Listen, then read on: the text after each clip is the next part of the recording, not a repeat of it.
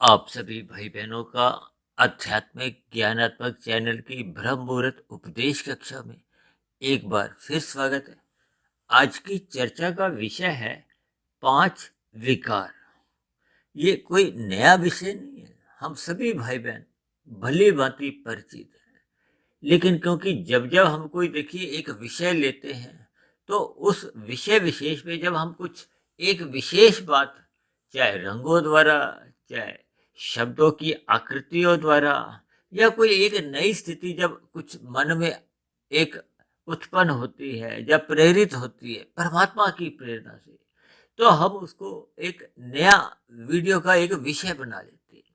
अब 5 विकार तो देखिए सभी भाई बहन जानते हैं, और इसमें कोई नई बात नहीं है। काम, क्रोध, लोभ, मोह, अहंकार, सभी भाई बहन, आप सभी भाई बहन भी जानते हैं।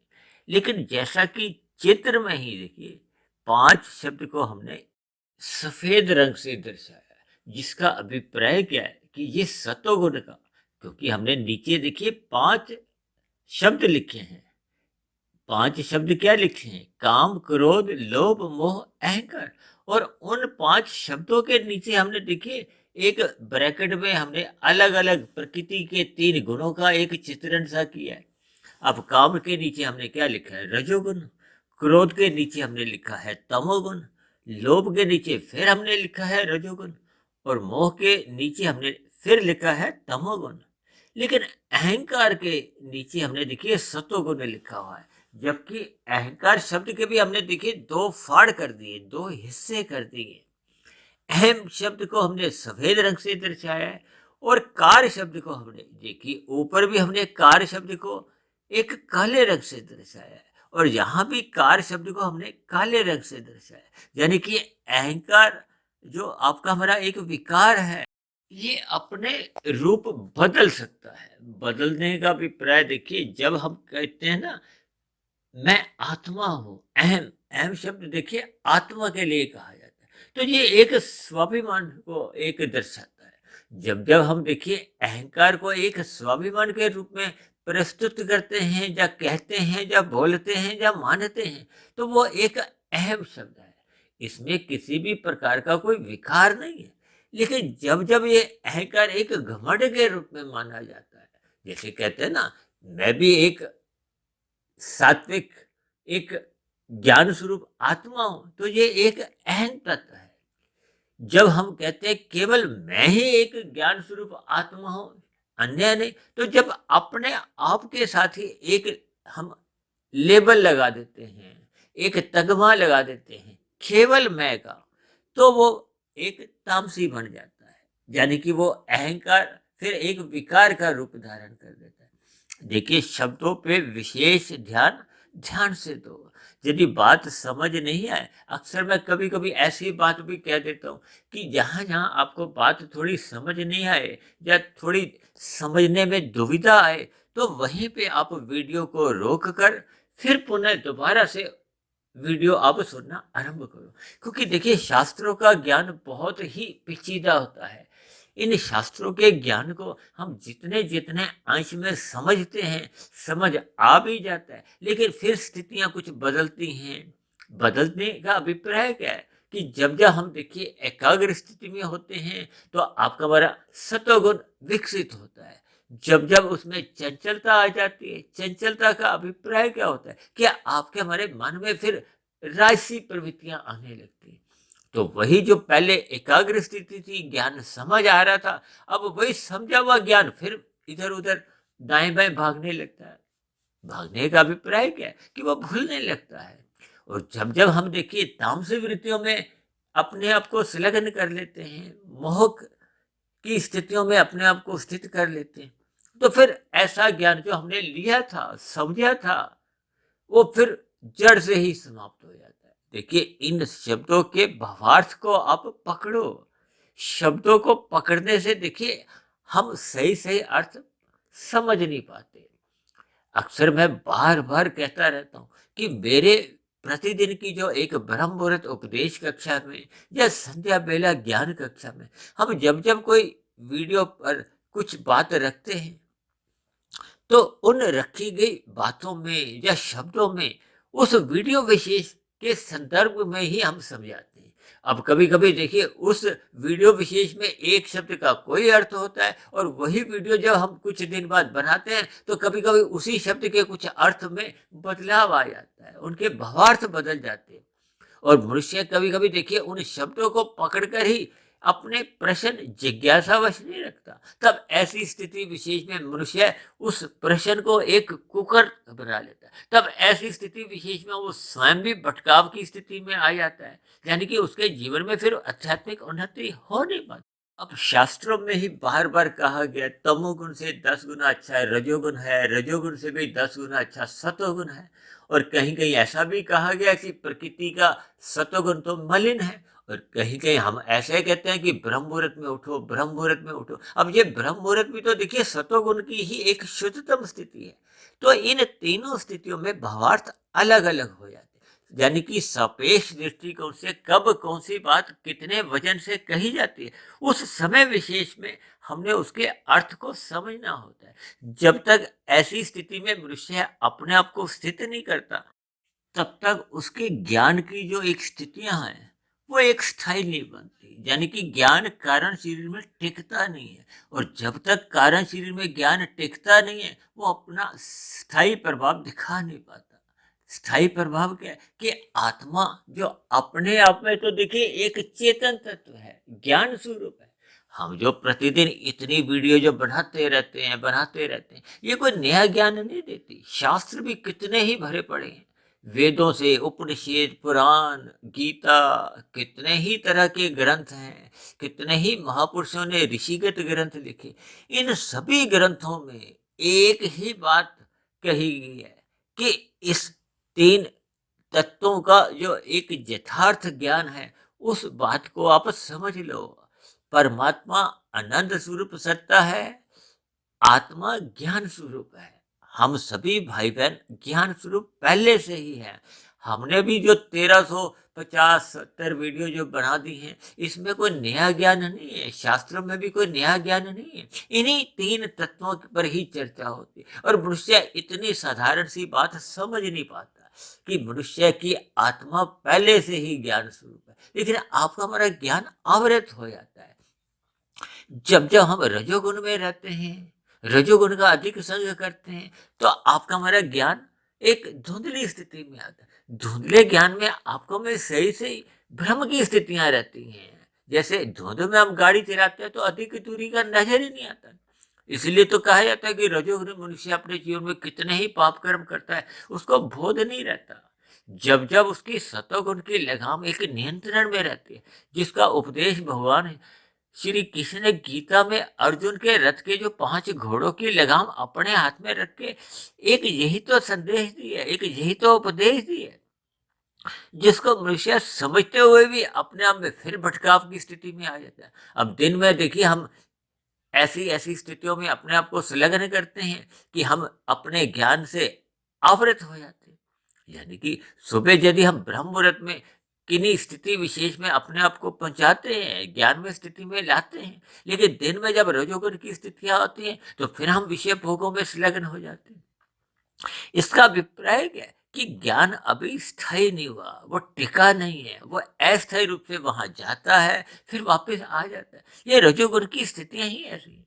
इसलिए तो कहा गया है, रजोगुण का संग मर्यादा में करो। ये जो हमने नीचे 5 विकार लिखे हैं, काम, क्रोध, लोभ, मोह, अहंकार, इन विकारों के नीचे जो हमने गुणों की स्थितियां लिखी हैं, इन गुणों की स्थितियों को समझे बिना मनुष्य इस बात को सही से समझ नहीं पाते। अब गीता में तो भगवान श्री कृष्ण ने ही देखिए काम, क्रोध, लोभ को नरक के 3 दरवाजे बताए। अब नरक का अभिप्राय क्या है? दुखों से, जहाँ बहुत गहरे तल पे दुख होते हैं। अब स्वर्ग का अभिप्राय विशेष सुखों से होता है। अब स्वर्ग जोनिया को देखिए ऊपर की जोनियों से जोड़ा जाता है और नरक जोनिया क्या है? ये मनुष्य से नीचे की जो तामसी जोनिया है, ये नरक के समान ही है, जिनमें रहने को देखिए कोई घर नहीं है, पहनने को कोई वस्त्र नहीं होते, खाने की कोई सुविधा नहीं है। कब उनको नाश्ता मिलेगा? अब देखिए ना, इस समय ब्रह्म मुहूर्त चल रहा है, मैं इस समय वीडियो बना रहा हूँ, मैं भी 2-3 घंटे बाद कुछ ना कुछ देखिए एक जलपान लूंगा, जलपान मिलेगा मुझे। लेकिन इन पशुओं की क्या स्थिति है? अक्सर जब हम देखिए घर से नाश्ता करके अपने व्यवसाय की ओर या अपनी दुकान की ओर या अपनी नौकरी पेशा की ओर जब हम घर से निकलते हैं, तो अक्सर देखिए रास्ते में भी कोई कुत्ता नजर आता है, कोई गाय नजर आती है, तो अक्सर उनकी स्थितियां क्या होती हैं? वो आपकी हमारी तरफ एक आशा की किरण लेकर कुछ देखते हैं कि शायद हम उनके लिए कोई नाश्ते का, कुछ खाने पीने का, कुछ एक पदार्थ लाए। ऐसी स्थितियाँ देखिए जब आप महसूस करोगे, अक्सर ऐसा भी देखा जाता है कि हम देखिए अपने खाने-पीने में जो पदार्थ लेते हैं, उनके अवशेष या जो अतिरिक्त पदार्थ जो बच जाते हैं, उनको भी हम देखिए कूड़े में ही फेंक देते हैं कभी-कभी। जबकि वही पदार्थ देखिए किसी अन्य जीव का एक भोजन भी हो सकता है, उसका भी पेट भर सकता है। इन सभी स्थितियों पर मनुष्य देखिए तभी विचार कर पाता है, जब उसमें सात्विक दृष्टिकोण से एक विवेक शक्ति जगने लगती है। जब तक मनुष्य में देखिए विवेक शक्ति नहीं जगती, तब उसको ऐसी स्थिति विशेष में तो अपने विकारों का भी बोध नहीं होता। इसलिए तो हमने देखिए विकारों के नीचे एक गुणों का एक स्थिति लिखी है। 5 शब्द का अभिप्राय देखिए वो अहंकार, एक जो सात्विक जो अहं शब्द है, उसके साथ हमने जोड़ा है। और वी शब्द को हमने देखिए काम और लोभ के साथ जोड़ा है, क्योंकि एक रजोगुण का एक स्थिति है। क्योंकि सभी मनुष्य की देखिए कामनाएं होती हैं। कामनाओं का अभिप्राय क्या है? हमें ये भी मिले, हमें ये भी मिले। देखिए स्थूल शरीर की अवस्थाओं की पूर्ति होना तो एक आवश्यकता है, लेकिन जब हम दाल रोटी से आगे की स्थिति एक चाहते हैं कि हमें मलाई कोफ्ता मिले, शाही पनीर मिले, खीर मिले, पापड़ मिले, आइसक्रीम मिले, ये सभी स्थितियां क्या है कि ये आपकी हमारी एक कामनाएं हैं, इच्छाएं हैं। ये राजसी होती है। ये तो देखिए खाने के पदार्थ है। इसी तरह हम देखिए देखने के, सुनने के, पहनने के। अब आपके हमारे घरों में देखिए अलमारी में कितने ही कपड़े सजे हुए हैं, जबकि आपके हमारे शरीर को ढकने के लिए 2, 4, 5 जोड़ी वस्त्र भी काफी रहते हैं। लेकिन ये सभी स्थितियां जब एक कामना के रूप में बढ़ती जाती है, तो ये राजसी बन जाती है। ये कामनाओं का बढ़ना ही ये रजोगुण की है, ये एक विकार है। इसलिए तो मैंने देखिए काम के नीचे क्या लिखा है? रजोगुण। और भगवान श्री कृष्ण ने देखिए 3 जो काम, क्रोध, लोभ को ये नरक के 3 दरवाजे क्यों बताया? क्योंकि जब जब आपकी हमारी देखिए कामनाएं पूरी हो जाती हैं, तो हमें एक उनमें लोभ जागृत होता है और अधिक।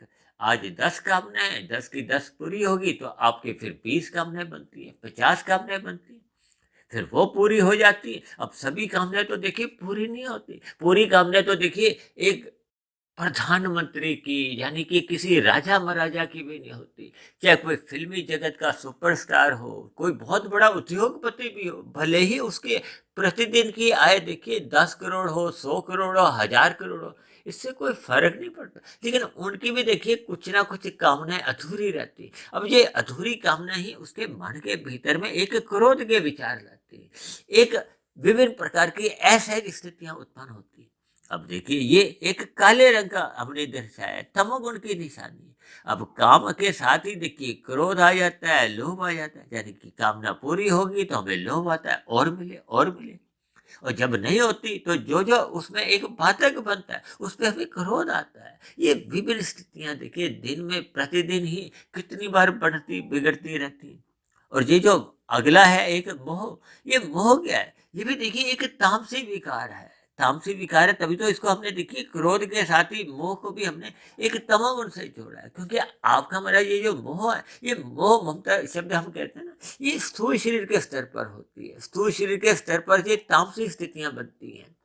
अब कहते हैं ना मोह वासना के ये जो बुरे संस्कार है, शाम को जब सूर्य डूबता है तो मनुष्य मोह के स्तर पर उतर जाता है। लोग कितने ही शराब का सेवन करते हैं, मादक पदार्थों का सेवन लेते हैं, और भी स्थूल शरीर के स्तर पर विषय भोगों की वासनाएं उनकी उत्तेजित होती है। ये सभी की सभी स्थितियां मोह विकार के अंतर्गत आती है। इसको भी देखिए तमोगुण इसलिए कहा गया क्योंकि आपके हमारे शरीर ही तामसी है। ये पृथ्वी, जल, अग्नि, वायु, आकाश, इनको तामस कहा गया है। ये जो 5 भोग्य विषय हैं, गंध, रस, रूप, स्पर्श और शब्द, इनको भी देखिए तामसी कहा जाता है। और ये जो संसारी आकर्षण है, इनको रजोगुण से जोड़ा जाता है। ये स्त्री पुरुष के आकर्षण को भी रजोगुण से जोड़ा जाता है। इन सभी स्थितियों को जब जब हम ज्ञान पूर्वक समझते हैं, तो फिर ये आपके ये जो 5 विकार है, विकार का अभिप्राय क्या होता है? जब किसी स्थिति विशेष में एक बुरे अर्थों में देखिए, जब एक बदलाव आता है, तो उसको विकार कहा जाता है। एक साधारण मनुष्य अपने जीवन में देखिए कितनी ही क्रियाएं करता है। क्रिया को देखिए रजोगुण से जोड़ा जाता है। ये कार्य शब्द का मतलब कर्तापन से है, जो उस क्रिया विशेष को करता है। यानी कि जब हम कोई विशेष स्थिति में एक क्रिया करते हैं, वही एक विकार बन जाती है। ये काम, क्रोध, लोभ, मोह, अहंकार, इसलिए तो ये विशेष प्रकार की क्रियाएं ही हैं। ये विकृति का अभिप्राय है। जैसे प्रकृति के 3 गुण है, तमोगुण, रजोगुण और सतोगुण। जब इनकी सम अवस्था होती है शास्त्रों में, तो उसको प्रकृति कहा गया। जबकि एक साधारण मनुष्य है तो देखिए पृथ्वी, जल, अग्नि, वायु, आकाश को ही एक प्रकृति कहता है। जबकि 3 गुणों का जो एक विकार है, जब विस्तार है, वो 23 तत्वों में होता है।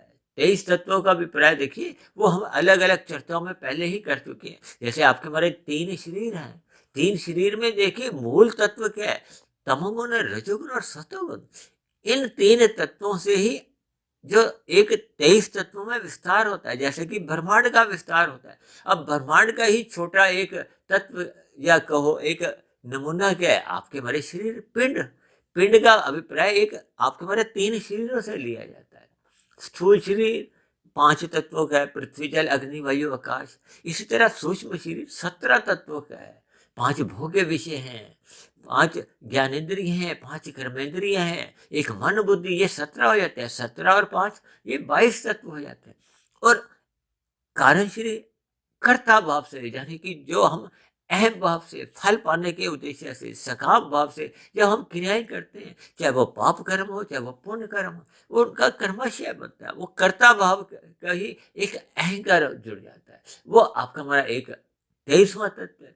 और इन 23 तत्वों में प्रकृति के 3 गुण निहित रहते हैं। वो 24वां तत्व है। इन 24 तत्वों को ही हम देखिए छोटा सा पिंड भी कह देते हैं। जैसे ब्रह्मांड भी देखिए, ये 24 तत्वों का ही है। एक हमने वीडियो बनाई थी 8-10 महीने पहले, 24 घंटों का, 24 तत्वों का ब्रह्मांड, 24 तत्वों के आपके बने 3 शरीर। इनकी पर हमने एक संबंध जोड़ते हुए एक बहुत लंबी वीडियो हमने बनाई थी। इन सभी स्थितियों को देखिए, जैसे जैसे हम ज्ञानपूर्वक समझते हैं, तो फिर हम अपनी बुराइयों को, विकृतियों को, विकारों को दूर करने का प्रयास करते हैं।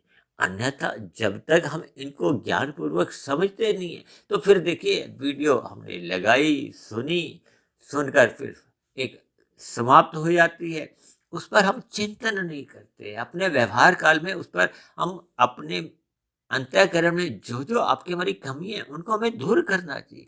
जब तक हम अपनी विकृतियों को, विकारों को एक मर्यादा में नहीं रखते, दूर नहीं करते, तब ऐसी स्थिति विशेष में आपके हमारे भीतर एक गति पकड़ नहीं पाती, या यूं को कि आध्यात्मिक उन्नति की यात्रा आरंभ ही नहीं होती। क्योंकि आध्यात्मिक उन्नति तो तभी आरंभ होती है जब हम सर्वप्रथम निष्काम भाव से कर्म करते हैं। यानी कि आपका हमारा जो कार्य शरीर में कर्माशय बनता है, वो बनना बंद हो जाता है। उसमें केवल शुभ संस्कार बनते हैं। शुभ संस्कार जैसे जैसे बनते जाते हैं, यानी कि कार्य शरीर जब मूल स्थिति में लौट आता है और कार्य शरीर जब शुद्ध हो जाता है, तो आत्मा के ऊपर किसी भी प्रकार के ये जो एक आवरण है, ये समाप्त हो जाता है। मूलभूत रूप से तो देखिए तमोगुण का मल है। मल का अभिप्राय क्या होता है? जो कि त्यागना है। जैसे हम सुबह उठ के देखिए, सर्वप्रथम मल त्यागने की ही हमारा प्रयास होता है कि पहले मल त्यागो। जबकि रजोगुण को देखिए मल नहीं कहा जाता, उसको विक्षेप कहा जाता है। विक्षेप का अभिप्राय देखिए चंचलता से होता है। अब ये 5 जो भोग्य विषय हैं, गंध, रस, रूप, स्पर्श और शब्द, मनुष्य कभी एक विषय का भोगता है, फिर वहां से जब उब जाता है तो फिर दूसरे विषय भोग में लग जाता है, दूसरे से फिर तीसरे, चौथे, पांचवें, कभी फिर पहले, तीसरे, चौथे। ये स्थितियां उसके जीवन भर चलती रहती है। यानी कि मनुष्य विषय भोगों में ही जब लिप्त रहता है, और जब जब उसका देखिए विषय भोग सत्वगुण की लगाम से नियंत्रण में नहीं रहते, वो अमर्यादित हो जाते हैं, तो हमें उन विषय भोगों को भोगने की लत पड़ जाती है। उन्हें लत पड़ने के साथ साथ हम प्रमाद में आ जाते हैं। और जब हम प्रमाद में आ जाते हैं तो हम आवश्यक कर्म कर नहीं पाते, तो फिर हम छीना झपटी अनीतिगत कार्य करते हैं, तमोगुण में गिर जाते हैं, निषेध कर्म करने लगते हैं, पाप कर्म करने लगते हैं। बस इसी स्थितियों में ही मनुष्य का देखिए जीवन बीत जाता है। जीवन बीतने का अभिप्राय क्या है कि उसका पाप पुण्य कर्मों का क्रमशः बढ़ता बिगड़ता रहता है। अब पुण्य कर्मों की यदि न्यूनता रह जाती है, मनुष्य पाप कर्म अधिक करता है विषय भोगों की प्राप्ति के लिए, तभी तो कहा गया ये नरक के 3 द्वार। यानी कि मनुष्य को अपने मिले हुए जीवन में कुछ मर्यादाओं का पालन करना अनिवार्य होता है, और ये मर्यादा का पालन तभी संभव हो पाता है जब हम सत्संग करते हैं, सत्वगुण का संग करते हैं। और सत्संग करते करते जब मनुष्य ब्रह्म मुहूर्त में उठकर अपने कार्य शरीर की स्थितियों में सुधार लाना आरंभ करता है, तो फिर उसका कार्य शरीर शुद्ध होता जाता है। ये शुद्धिकरण होने के साथ साथ ही आपके हमारी आध्यात्मिक यात्रा एक गति पकड़ती है। मनुष्य कर्म योग में स्थित हो जाता है, फिर ज्ञान योग, भक्ति योग। क्योंकि भक्ति योग में ही आपके हमारे जो अज्ञानता के विषय भोगों के जो बुरे संस्कार होते हैं, वो एक तेजी से दग्ध बीज होते हैं। दग्ध बीज होने का अभिप्राय क्या है कि जब बीज ही जल जाता है तो फिर उसमें अंकुरण होने की संभावना ही नहीं रहती। ये अंकुरण होना क्या होता है? मन बुद्धि में ये जो विचार आते हैं, फुरने जागते हैं, अब ये वाला भोग करो, अब ये वाला भोग करो। यानी कि आपके हमारे जीवन में ये बार बार फुरने ही तो स्थूल शरीर की कर्मेंद्रियों को, ज्ञानेंद्रियों को, देखिए स्थूल शरीर के स्तर पर जो गोलकें हैं कर्मेंद्रियां ज्ञानेंद्रियों की, ये गोलक मानी जाती है। जबकि सूक्ष्म शरीर जिसका भी हमने जिक्र किया, 5 ज्ञानेंद्रियां, 5 कर्मेंद्रियां, वो सूक्ष्म रूप में उन गोलकों को शक्ति प्रदान करती है। इन सभी बातों को हमें देखिए ज्ञान पूर्वक चिंतन करना होगा, और अपने ये जो 5 विकार हैं इनको यथासंभव देखिए हमें मर्यादा में रखना चाहिए, या इनको समाप्त करते हुए मायातीत की स्थिति को प्राप्त करना होगा। ये सभी शुभ स्थितियां जब आपके हमारे जीवन में बनने लगती हैं तो आध्यात्मिक उन्नति एक गति पकड़ लेती है। आध्यात्मिक उन्नति होते होते जब कार्य शरीर पूर्ण रूप से शुद्ध हो जाता है तो आत्मा के ऊपर किसी भी प्रकार का कोई मल का, विक्षेप का कोई आवरण नहीं रहता। तब आत्मा अपने मूल स्वरूप में आ जाती है। तो फिर स्थूल शरीर के मरने पे फिर पुनः जन्म का कोई कारण नहीं होता। फिर आत्मा को आध्यात्मिक शरीर की प्राप्ति होती है, वो मोक्ष काल में चली जाती है, और मोक्ष काल की एक लंबी अवधि में वो अनन्य स्थिति में परमात्मा के सानिध्य में अपना जीवन बिताती है। ये सभी स्थितियां हम अक्सर देखिए प्रतिदिन ही किसी ना किसी संदर्भ में, किसी ना किसी वीडियो में कुछ ना कुछ इन बातों को हम छूते रहते हैं, इन पर बोलते रहते हैं। लेकिन आज हमारा देखिए 5 विकार के ऊपर उस 3 गुणों के जोड़कर मेरे मन में कुछ विचार आए थे। हालांकि ये विचार तो देखिए हम प्रतिदिन की वीडियो में भी 1-2 लाइनों में बीच-बीच में बोलते रहते हैं, लेकिन जब-जब कुछ विचार एक विशेष वीडियो के चित्र को एक दिशा देते हैं, तो फिर हम उस दिशा विशेष को ही एक क्रमबद्ध तरीके से समझाने का प्रयास करते हैं। तो आज की चर्चा विशेष को अब यहीं विश्राम देते हैं। यदि बनी हुई वीडियो आपको अच्छी लगी हो तो मेरी आप सभी भाई बहनों से विनती है कि इन बनी हुई वीडियो विशेष को आप अधिक से अधिक भाई बहनों में शेयर करो, ताकि समाज में सतोगुणी वातावरण का विस्तार हो। क्योंकि सतोगुणी वातावरण में सभी भाई बहनों का जीवन सुखमय बीतता है। और जब जब मनुष्य के जीवन में देखिए कुछ राजसी स्थितियां या तामसी स्थितियां उत्पन्न होने लगती हैं, तब सतोगुण का एक कमजोर स्थिति ही फिर समाज में एक भाईचारा में एक संघर्ष की स्थितियां उत्पन्न करती हैं। फिर समाज में एक तामसी वातावरण उत्पन्न होने की संभावनाएं बनने लगती हैं, जिसमें हम सभी फिर भाई बहन फिर दुखी होते हैं। तो इसलिए मेरी आप सभी भाई बहनों से विनती है कि हमें सतोगुण का संग अधिक से अधिक संग करना चाहिए, वही एक सत्संग है। और जहाँ तक संभव हो ब्रह्म मुहूर्त में उठना चाहिए, और ब्रह्म मुहूर्त में इन सात्विक वीडियो को सुने या परमात्मा का ध्यान लगाएं, शास्त्रों का अध्ययन करें।